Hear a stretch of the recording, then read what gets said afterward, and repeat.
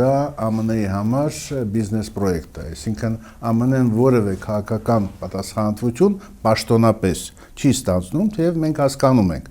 որ Տրամփը թեև չէր հանդես գալիս որպես երաշխավոր,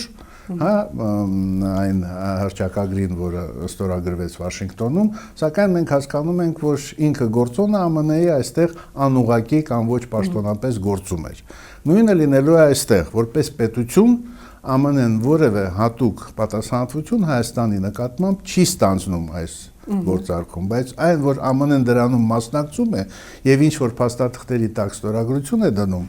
դա արդեն իսկ նշանակում է, որ փոխազդեցություն այստեղ տարբեր ակտորների հետ, տարբեր սուբյեկտների դեպքում կա, նույնը նաեւ Հայաստանի կողմից։ Սա քաղաքական պաշտոնապես քաղաքական շատ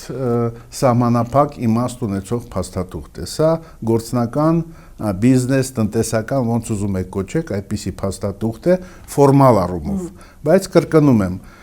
հաշվի առնելով ԱՄՆ-ի այսօրվա քաղաքականությունը, ԱՄՆ-ի այսօրվա հավակնությունները կշիռ ձեռք բերել միջազգային հարաբերություններում, արդեն իսկ անխոս